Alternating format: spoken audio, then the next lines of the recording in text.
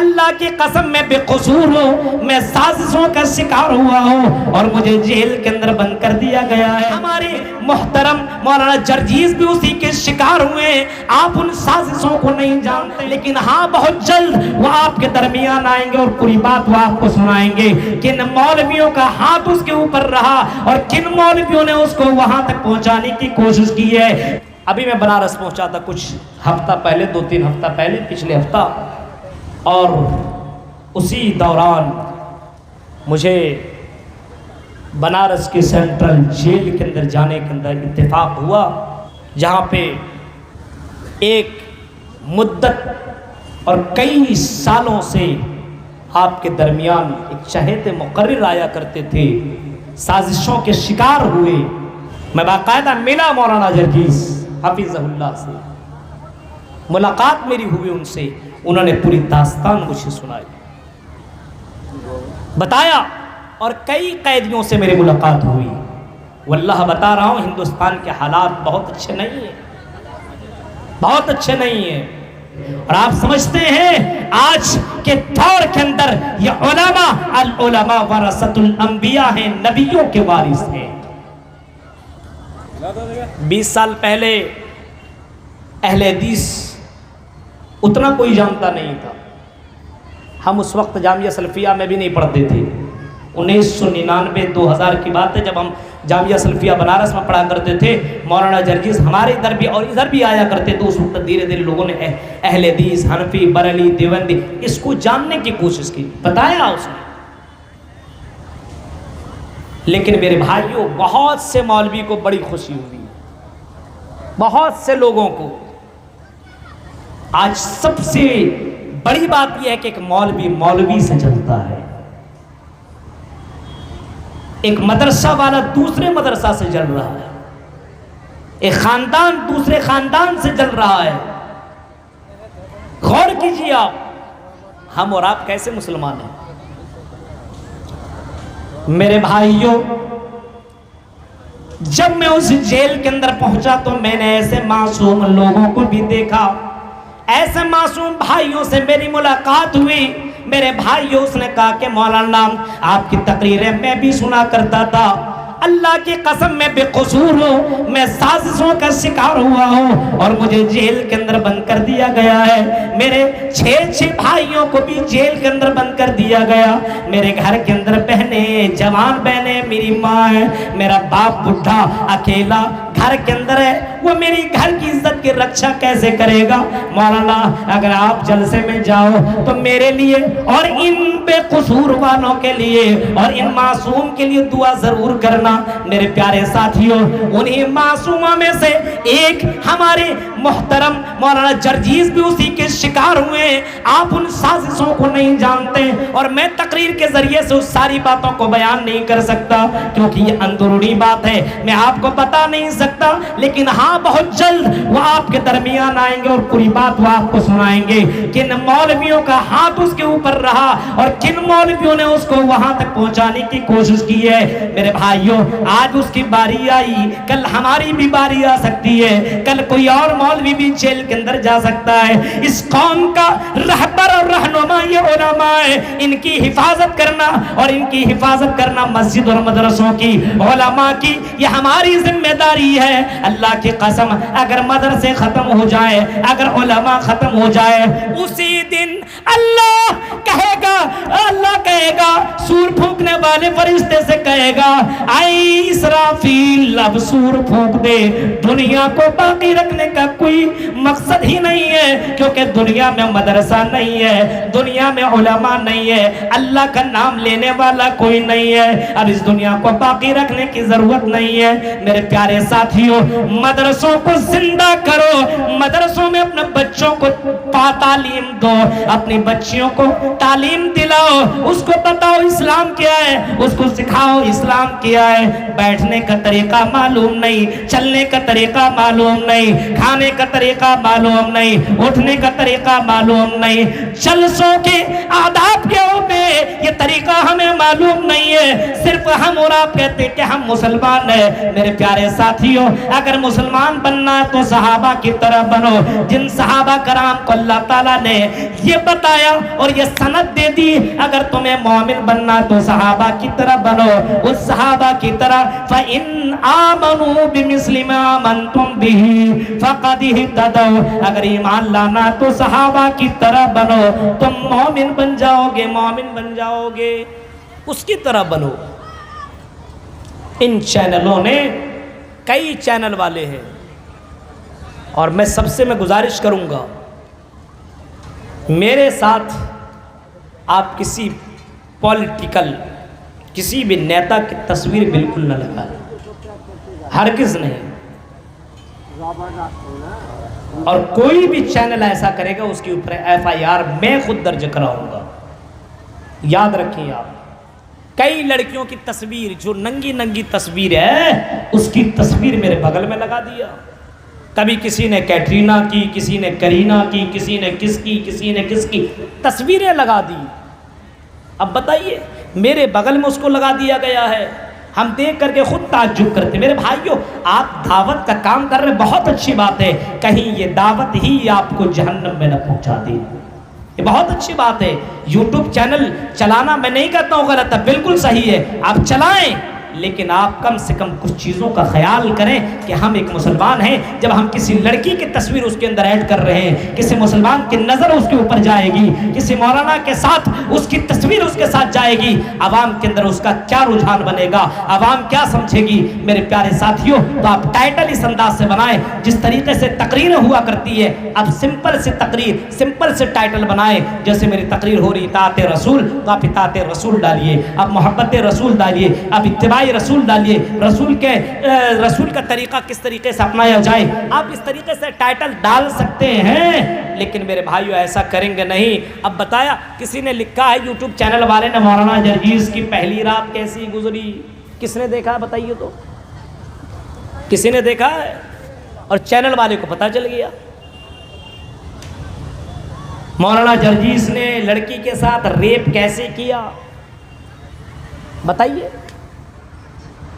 यह आलिम के साथ तौहीन नहीं है, उसकी बेइज्जती नहीं है, ये कौन कर रहा है? ये चैनल वाला कर रहा है। मेरे भाइयों, याद रखिएगा, इस तरीके से वीडियो अपलोड करने वाला सब लोग डिलीट कर दो पहले नंबर पे। मालूम है आपको, मौलाना जर्जीस की वो तकरीरें जो आपने योगी, मोदी और हुकूमत के खिलाफ की तकरीरें आपने तस्वीर के साथ जो डाली है, वो सारी कटा करके कटिंग सेटिंग के बाद बाकायदा पार्लियामेंट तक पहुंची है, और RSS के मेन हेडक्वार्टर तक वो वीडियो पहुंच चुकी है। आपको मालूम नहीं है? मेरे भाइयों, आपकी वजह से कोई तकलीफ में है, मेरे भाइयों ज़रा तसव्वुर कीजिए, जिनकी वजह से बहुत से लोगों ने तौहीद को अपनाया है, शिर्क को छोड़ा है, बहुत से लोगों ने शराब की अड्डों को छोड़ा, ज़िनाकारियों के अड्डों को छोड़ा है। मेरे भाइयों, चैनलों ने उसको बर्बाद किया है और चैनलों ने वहाँ तक पहुँचाने की कोशिश की है। मेरी गुजारिश यही है कि आप लोग एक के साथ तो कर चुके, लेकिन अब तौबा कीजिए और उलमा को वहां तक पहुंचाने की कोशिश न कीजिए, क्योंकि मेरे भाइयों, हजारों में कोई एक मुकर्रिर होता है, हर कोई नहीं। मुहर्रिर और तहरीर लिखने वाले बहुत से उलमा आपको मिलेंगे, बहुत से आपको मिलेंगे, लेकिन खताबत की दुनिया में और हक बात बोलने की दुनिया में बहुत कम आपको मिलेंगे। मेरे भाइयों, इन उलमा की इज्जत कीजिए। अल्लाह की कसम, आपको ये समझाने वाले रसूल दुनिया में आए, रसूल ने जो फरमाया वही लोगों ने सुना। तहरीरी शक्ल में जो हुआ सो हुआ, लेकिन सबसे ज्यादा काम तकरीरी शक्ल में हुआ। अल्लाह के रसूल सल्लल्लाहु अलैहि वसल्लम ने तकरीर किया, सहाबा ने सुना, सहाबा ने ताबईन को बताया, ताबईन ने तबा ताबईन को, और तबा ताबईन ने धीरे धीरे करके हम तक पहुंचाया। मेरे प्यारे साथियों, रसूल अकरम की सारी हदीसें जो बुखारी के अंदर, मुस्लिम, तिरमिज़ी, नसाई, अबू दाऊद, इब्न माजा के अंदर मौजूद है, वह हदीसें डायरेक्ट तो हम तक नहीं पहुंची है बल्कि इनडायरेक्टली पहुंची है। अल्लाह के रसूल से सहाबा सुनते हैं, सहाबा से उसके बाद ताबईन सुनते हैं, उसके बाद तबा ताबईन सुनते हैं, उसके बाद आने वाली नस्ल सुनती है, फिर धीरे धीरे हम तक वो बातें पहुंची है। अब अल्लाह के रसूल की बातें हम तक पहुंच तो गई, उन लोगों की कुर्बानियां तो हम तक शामिल है। वो भी तो उलमा गुजरे जिन्होंने हमारे लिए कुर्बानियां पेश की है। मेरे प्यारे साथियों, हम बैठे बैठे आराम से ये चीजें पढ़ लेते हैं, कभी गौर करो उलमा ने कितनी ज्यादा कुर्बानियां दी हैं। आपको मालूम है कि हम लोग यहां तक आते हैं कितनी परेशानियां होती मालूम है। गाड़ी चला रहा है ड्राइवर, अब 100 की 150 130 20 की रफ्तार में जाना है, जलसे है, प्रोग्राम कराना है, फिर अपना ड्यूटी करना है, बहुत कुछ टेंशन लगा हुआ, सारी बातें बयान नहीं कर सकता हूं। अब इतनी ये कश्मकश वाली जिंदगी, ये हालात से गुजर करके आप तक यहाँ पहुंचते हैं अपनी जान को हथेली पे रख करके कि चलो लोग बुलाते हैं, मोहब्बत से बुलाते हैं। लेकिन कुछ लोग ऐसे हैं, क्या बताऊं कि कुछ लोग ऐसे ये करो ये करो ये करो ये करो ये करो। कुछ लोग तो उलमा के ऊपर तरह तरह की बातें कर रहे हैं। मैं उसकी तरफ जाना नहीं चाह रहा हूं, मैं नहीं चाह रहा हूं कीचड़ के ऊपर पत्थर मारो तो वो कीचड़ आपके कपड़े ही के ऊपर लगेंगे। मुझे मारने की जरूरत नहीं है, कभी मौका मिला तो उसके ऊपर मेरी एक तकरीर होगी। मेरे भाइयों जरा तसव्वुर करो क्या फरमाया, माता को रसूल फखुजू, जो रसूल तुम्हें दे दे उसको तुम ले लो। सुनो कचबा के लोगों, कटिहार के लोगों, सीमापुर के रहने वालों सुनो क्या फरमाया, माता को रसूल फखुजू, रसूल जो तुम्हें दे दे उसको तुम ले लो। वमा नहाकुम अनु फंतहू, और रसूल जो तुम्हें मना कर दे उससे तुम रुक जाओ। रसूल ने तुम्हें हसद करने से मना किया है। आज मुसलमान से हसद कर रहा है, आज मुसलमान से जल रहा है, आज मुसलमान से बुग़्ज़ रख रहा है। एक मुसलमान दूसरे मुसलमान से जलता है अल्लाह के। हालांकि अल्लाह के नबी ने कभी फरमाया था, ला तहासदू वला तबागजू वकुनू इबादल्लाहि इख्वाना, और लोगों तुम आपस में हसद न करो। एक मुसलमान दूसरे मुसलमान से हसद कैसे कर सकता है? हाँ, अबुल कलाम सल्फी के अंदर कुछ बुराइयां जरूर हो सकती हैं, लेकिन मेरे भाइयों बहैसियत मुसलमान हम आपस में एक दूसरे से मोहब्बत करेंगे। अगर अबुल कलाम सल्फी को दर्द हो तो आपको भी दर्द होना चाहिए। कटिहार के किसी मुसलमान को दर्द हो और अबुल कलाम के कानों के अंदर ये खबर राय तो अबुल कलाम सल्फी को भी दर्द होना चाहिए, क्योंकि इमामुल अंबिया ने फरमाया था, एक मुसलमान दूसरे मुसलमान आपस में एक जिस्म के मानिंद है। एक मुसलमान जिस्म के मानिंद अल्लाह के नबी ने करार दिया है। अगर जिस्म के अंदर तकलीफ पहुंचती है, दर्द होता है, पूरा जिस्म कराता है। अगर पैर के अंदर दर्द हो तो आपका जिस्म कराता है, उंगली में दर्द हो आपको टेंशन हो जाता है। यही मिसाल जनाब मोहम्मद रसूलुल्लाह ने दी है। अगर कोई मुसलमान परेशान है तो आपको भी परेशान होना चाहिए, कोई तकलीफ में भी तो आपको भी तकलीफ में होना चाहिए। हमारे बहुत सारे मुसलमान, बहुत सारे बेकसूर मुसलमान अल्लाह की कसम जेलों के अंदर बंद हैं। आप उसके लिए आपने क्या किया है? क्या किया है? कभी जाइए जेलों का दौरा कीजिए। बेकसूर हैं लेकिन जेल के अंदर है। आपने उसके लिए कम से कम कुछ नहीं कर सकते, दुआ तो कर सकते हैं, ये तो कर सकते हैं, लेकिन इतना भी नहीं करेंगे। बहुत से मौलवियों के रास्ते साफ हो गए। लेकिन मेरे भाइयों आप समझ सकते हैं एक मुसलमान को कैसा होना चाहिए और हम और आप कैसे मुसलमान हैं।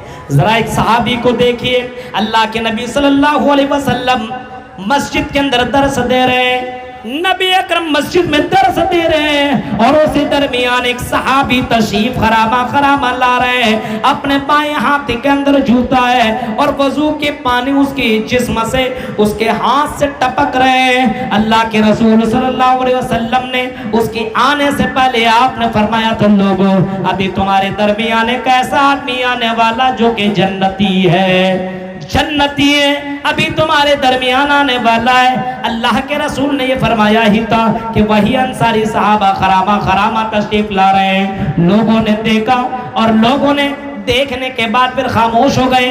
मजलिस जैसे ख़त्म हुए, अल्लाह के रसूल वहाँ से उठे, सहाबा भी उठे।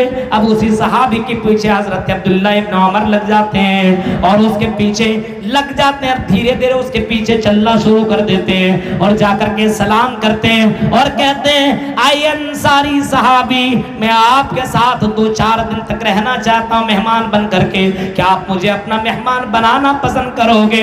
उस सहाबी ने जवाब दिया, भला क्यों नहीं, हर गिज़ा ये वेलकम, अहलम व सहलम व मरहबा, चलिए खुशामदीद, मेरे घर में आना आपका मुबारक हो, आप मेरे घर में जितना दिन रहना चाहें बिल्कुल रह सकते हैं, आप मेरे भाई हैं, आप मेरे घर के अंदर मेहमान बनेंगे, रहमतें नाजिल होंगी, बरकतें नाजिल होंगी। वो सहाबी उसके साथ जाते हैं और बाकायदा उसके साथ रहना शुरू कर देते हैं। 1 दिन 2 दिन 3 दिन तक रुके।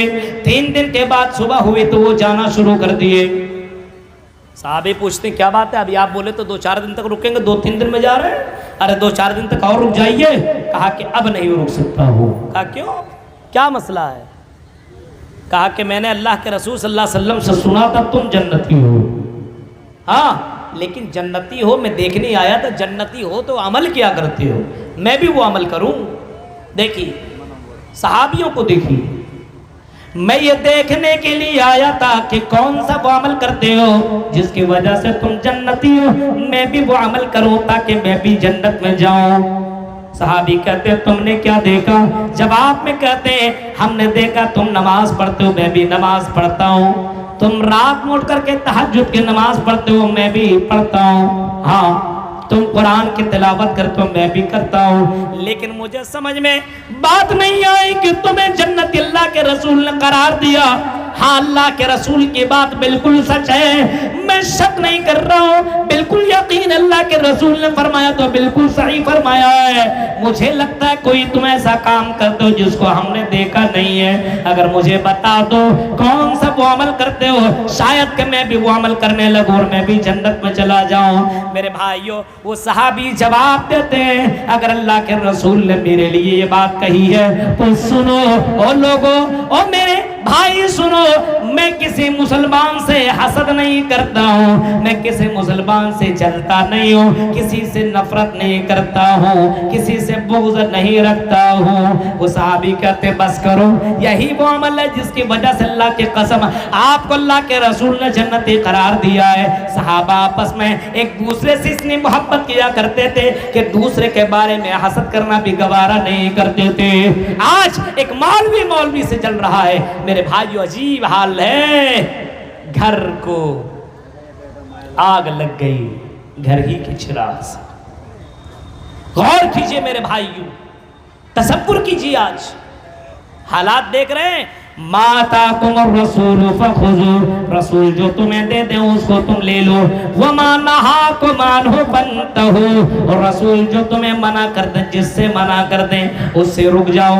रसूल जो दे दे उसको तुम ले लो और रसूल तुम्हें जिन चीजों से मना करे उससे तुम रुक जाओ। मेरे भाइयों, वो रसूल हमें और आपको मिला है, ऋषि मुनि आखिरी है और दुनिया के अंदर सबसे हसीन सबसे खूबसूरत चेहरा मोहम्मद रसूलुल्लाह का है। ऐसा नबी और हमें और आपको मिला है, सबसे मकाम वाली हस्ती हमें और आपको वो हस्ती मिली है। मेरे भाइयों, वो रसूल जो तुम्हें दे दे उसको तुम ले लो, कोई और दे, कितना भी बड़े बाबा अपने आप को कहे, कितना भी वली कहे, कितना भी बड़ा बुजुर्ग अपने आप को कहे, लेकिन कुरान और हदीस से उसकी बातें अगर मेल नहीं खा रही है, उसकी बात को लेने की जरूरत नहीं है। रसूल जो तुम्हें दे दे उसको तुम ले लो और रसूल तुम्हें जिन चीजों से मना करे उससे रुक जाओ।